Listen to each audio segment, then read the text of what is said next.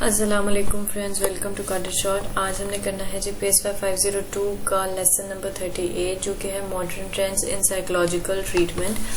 अच्छा जी, ये लेसन आप लोगों को काफ़ी इजी लगेगा क्योंकि इसमें ना कोई पर्सनालिटी और ना किसी की कंट्रीब्यूशन है। आपको सिर्फ जो है वो देखने हैं कि प्रॉब्लम्स क्या क्या हैं और ट्रीटमेंट्स क्या क्या हैं। ठीक है, अब हम जब मेंटल डिजीजेस की बात करते हैं तो मेंटल डिजीजेस हैं हमारे पास दो तरह की। एक होती हैं बहुत सिवियर मेंटल डिजीजेस जिसको हम कहते हैं जी न्यूरोसिस, जो साइकोसिस होती हैं, और एक हमारे पास होती हैं जी लेस वन सिवियर, जो कम सिवियर होती हैं, इनको हम कहते हैं न्यूरोसिस। दो तरह की मेंटल डिजीजेस होती हैं। अब मेंटल डिजीजेस को ट्रीट करने के भी दो ही तरीके होते हैं। एक होता है जी बायोलॉजिकल तरीका और एक होता है हमारे पास बायोलॉजिकल जिसको हम साइकेट्रिक वे भी कहते हैं, और एक होता है हमारे पास साइकोलॉजिकल वे। साइकेट्रिक वे में आपके पास जो साइकेट्रिस्ट होता है वो प्रॉपर बायोलॉजिकल स्टडी करके साइकेट्रिस्ट बना होता है, उसको काफ़ी नॉलेज होती है, और नॉलेज तो जो है वो साइकोलॉजिस्ट को भी बहुत होती है, लेकिन साइकेट्रिस्ट को जो है वो मेडिकल टर्म्स में आता है, वो एक प्रॉपर डॉक्टर होता है। साइकोलॉजिस्ट को आप थेरेपिस्ट एक तरह से कह सकते हैं, थेरेपी करते हैं और ये मुख्तलिफ तरीके यूज़ करके मेंटल डिजीज़ को ट्रीट करते हैं। अलबत्ता ये लोग मेडिसिन के जो है वो नहीं होते, माहिर नहीं होते। अच्छा जी, उसके बाद हमारे पास दो मैनुअल्स, पूरी दुनिया में दो मैनुअल्स एग्जिस्ट करते हैं जिन्होंने मेंटल डिजीजेस को आप कह सकते हैं कि क्लासिफिकेशन जिन दो मैनुअल्स में की गई है मेंटल डिजीजेस की। एक है आपका ICD जो कि है इंटरनेशनल क्लासिफिकेशन ऑफ डिजीजेस, जो कि वर्ल्ड हेल्थ ऑर्गेनाइजेशन ने जो मेंटेन करती है, और एक है हमारे पास डायग्नोस्टिक एंड स्टैटिस्टिकल मैनुअल जो कि American psychiatric association of psychologist जो है वो मेंटेन करती है। यहाँ से हमारे पास ये दो इम्पोर्टेंट चीज़ें आ जाती हैं। अच्छा, उसके बाद हम देख लेते हैं कि वो अप्रोचेस क्या हैं और वो अप्रोचेस किस तरह काम करती हैं। अब हम उनकी डिविजन्स देख लेते हैं। ठीक है, सबसे पहले हमारे पास आती है साइकोलॉजिकल अप्रोच। साइकोलॉजिकल अप्रोच में मुख्तलिफ तरीके हैं डिजीज़ को ट्रीट करने के लिए। ओवरऑल साइकोलॉजी में भी एक तरीका यूज़ नहीं किया जाता। साइकोडायनामिक्स का है, बिहेवियरल्स है, कॉग्निटिव है, ह्यूमनिस्टिक है, और ग्रुप मेथोडोलॉजीज यूज की जाती हैं। हम बारी बारी इनको देख लेते हैं। साइकोडायनामिक मेथोडोलॉजी जो है वो सिगमंड फ्रॉइड की है, जो कि फ्रॉइड का ये मानना है कि जी आपके माइंड अनकॉन्शियस में बहुत सारी चीज़ें होती हैं जो आपके लिए डिस्टर्बिंग होती हैं। आपके बचपन के ऐसे इवेंट्स होते हैं जो आपके लिए डिस्टर्बिंग होते हैं। तो जो थेरेपिस्ट होगा उसका काम ये होगा कि वो उन डिस्टर्बिंग थॉट्स का पता चलाए। एट सम प्लेसेस पेशेंट को पता होता है कि उसको क्या चीज़ पीछे से, पास से डिस्टर्ब कर रही है, और एट सम टाइम्स पेशेंट को नहीं पता होता। तो थेरेपिस्ट का काम है कि वो फाइंड आउट करे, वो लिंक बनाए कि उसको कौन सी चीज़ उसके पास्ट एक्सपीरियंसेस से डिस्टर्ब कर रही है। इसके अलावा जो है वो सिगमंड फ्रॉइड के साथ साथ हमें पता है कि एल्फ्रेड एडलर ने हमें कॉन्सेप्ट दिया है इन्फीरियोरिटी का, हॉर्ने ने हमें कॉन्सेप्ट दिया है न्यूरोटिक नीड्स का, जुंग ने हमें कॉन्सेप्ट दिया है कलेक्टिव अनकॉन्शियस का, जो फोर फादर्स से हमारे दिमाग में आ रही होती हैं, बहुत पुरानी होती हैं। तो वो चीज़ें जो है वो क्या नाम है कि ये सारी जो हमारे पास चीज़ें हैं इनसे हमारे जो साइकोडायनामिक मेथोडोलॉजीज होंगी वो रिलेटेड होंगी। उसमें आप इन्फीरियोरिटीज़ भी फाइंड आउट करेंगे, उसमें आप न्यूरोटिक नीड्स भी ढूंढेंगे कि कौन सी हैं। मतलब ये सारे जो मेथड्स हमें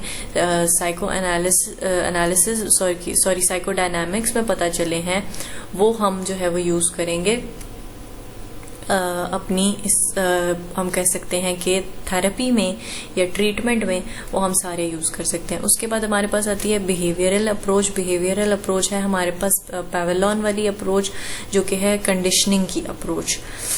इसमें जो है वो जो ट्रीटमेंट होता है उधर हम कहते हैं जी साइको थेरेपी कहते हैं, यहाँ पे हम कहते हैं जी बिहेवियरल अप्रोच को डिसेंसिटाइजेशन, सिस्टमैटिक डिसेंसिटाइजेशन, जो कि जोसेफ वॉल्फ ने ये टर्म इंट्रोड्यूस कराई थी, जिसमें इंसान को जिन चीज़ों से डर लगता है, जिन चीज़ों का खौफ होता है, वो आहिस्ता आहिस्ता अच्छे तरीके से उसको उससे एक्सपोजर कराया जाता है। जैसे कि आप अगर कोई किसी को स्नेक से डर लगता है तो आप उसको आहिस्ता ग्रेजुअली आप उसको वो दिखाएं स्नेक और उसका फियर ख़त्म करें। कॉग्निटिव थेरेपी जो है वो यूज की जाती है, जिसमें ये बिलीव किया जाता है कि पेशेंट को अगर कोई मेंटल प्रॉब्लम है तो वो उसकी गलत सोच की वजह से है, उसकी गलत थिंकिंग की वजह से है। नेगेटिव थिंकिंग मोस्टली आपको मेंटल प्रॉब्लम्स की तरफ लेकर जाती है। तो ये बिलीव किया जाता है कि कॉग्निटिव थेरेपी में कि आपका जो पेशेंट है या जो भी मेंटली डिस्टर्ब इंसान है वो इतना, आप कह सकते हैं कि वो ठीक चीज़ों को नहीं देख रहा, सही तरह से नहीं सोच रहा, तो उसको हम डील करने के लिए ये यूज़ करते हैं थेरेपी, जिसमें एल्बर्ट एलिस ने इसको नाम दिया है रैशनल इमोशनेटिव बिहेवियर थेरेपी की। ठीक है जी। उसके बाद हम आगे देख लेते हैं हमारे पास फोर्थ कौन सा है। उसके बाद आते हैं जी हमारे पास ह्यूमनिस्टिक अप्रोच वाले, हमने लास्ट लेक्चर में ही इन्हें पढ़ा है, जो कार्ल रॉजर ने हमें बताया है। ह्यूमनिस्टिक वालों का ये मानना होता है कि जो पेशेंट है उसमें एबिलिटी होती है अपनी मेंटल हेल्थ को रिकवर करने की, और ये किया जाता है क्लाइंट सेंटर्ड थेरेपी के जरिए, जिसमें पेशेंट को उसका रिफ्लेक्शन दिखाया जाता है, उसी की बातें उसे दोबारा बताई सुनाई जाती हैं, जिसमें से वो खुद हल दरियाफ्त करता है कि क्या प्रॉब्लम है और कहाँ है। फिर उसके बाद जी आती है ग्रुप थेरेपी। जे एल मोरे ने हमें ड्रामा के मुतल्लिक बताया था, साइको ड्रामा का, जिससे ग्रुप्स को ट्रीट किया जाता है। अब ग्रुप्स में थेरेपी के मुख्तलिफ रीजंस होते हैं। कभी ग्रुप में थेरेपी की जाती है क्योंकि ये सस्ती पड़ती है, ग्रुप मेंबर्स पैसे डिवाइड कर लेते हैं, सिंगल थेरेपी महंगी पड़ती है। उसके अलावा जो है वो ग्रुप्स में इसलिए भी लोग थेरेपी कराते हैं ताकि उनको जो है वो दूसरों को देख कर उनका मोरल बूस्ट हो, उनको थोड़ी लर्निंग आए कि आखिर बाकी भी ये लोग हैं जो कि मेंटल प्रॉब्लम से डील कर रहे हैं, तो वो लोग किस तरह डील कर रहे हैं, तो उन्हें देखकर वो कुछ अच्छा बुरा सीखे, उसका इंटरेक्शन हो, और वो मतलब अपने आप को इन्फीरियर ना समझने लग जाए कि मुझे कोई मेंटल डिजीज है तो मैं नॉर्मल नहीं हूँ या मैं बाकी इंसानों की तरह नहीं हूँ। उसके अलावा फैमिलीज की ग्रुप थेरेपी की जाती है, इसलिए ताकि वो जो बहुत प्रॉब्लम से फैमिलीज गुजर रही होती हैं, जिनमें अंडरस्टैंडिंग नहीं हो पा रही होती है, वो रिलेशंस को चला नहीं पा रहे होते, उनमें फैमिली थेरेपीज की जाती हैं ताकि वो एक दूसरे के प्रॉब्लम्स को, एक दूसरे के रोल्स को समझ सकें। ये सारे वो मेथड्स हैं जो कि यूज़ किए जाते हैं इन साइकोलॉजी। इसमें एक रिसर्च के मुताबिक वो कहते हैं एक सेकेंड जी, कि कॉग्निटिव आपकी जो थेरेपी है उसका 95% रेट है सक्सेस का। ये 95% कॉग्निटिव थेरेपी आप लोगों की सक्सेसफुल है। उसके बाद 85% आपकी बिहेवियरल थेरेपी का रेट है सक्सेस का, और साइकोडायनामिक थेरेपी आपकी 80% सक्सेसफुल होती है। साइकोडायनामिक थ्योरी वो है जो आपकी फ्रॉइड की थ्योरी है, जिसमें आप साइको एनालिसिस का यूज करते हैं। बिहेवियरल थेरेपी हमारे पास वो है जिसमें हम डिसैनिटाइजेशन का यूज करते हैं, और जो हमारे पास आती है आपकी कॉग्निटिव थेरेपी होती है, जिसमें प्रॉब्लम जो है वो इंसान की सोच का होता है, उसमें हम rational emotive behavioural therapy use करते हैं। अच्छा जी, आगे हम देख लेते हैं कि हमें बायोलॉजिकल अप्रोच बताई गई है। बायोलॉजिकल अप्रोच में मेडिसिन के जरिए सिवियर इलनेस को डील किया जाता है। जब अगर मेडिसिन दी जाएं और मेडिसिन के जरिए मेंटल डिसऑर्डर को ट्रीट किया जाए तो उसे ड्रग थेरेपी कहते हैं, जिसमें हम एंटी डिप्रेसेंट्स देते हैं, एंटी एंग्जाइटी पिल्स देते हैं, एंटी साइकोटिक ड्रग्स दिए जाते हैं depending upon the condition of the patient. और उसके अलावा जो है वो ECT की जाती है, इलेक्ट्रिक शॉक्स दिए जाते हैं 70 to 150 वॉट्स के, ताकि पेशेंट जो है वो उसका माइंड स्टेबल हो सके। अभी तक साइंटिस्ट और साइकेट्रिस्ट ये पता नहीं लगा सके कि इन शॉक से इंसान की मेंटल हालत कैसे बेहतर हो जाती है, लेकिन इट वर्क्स।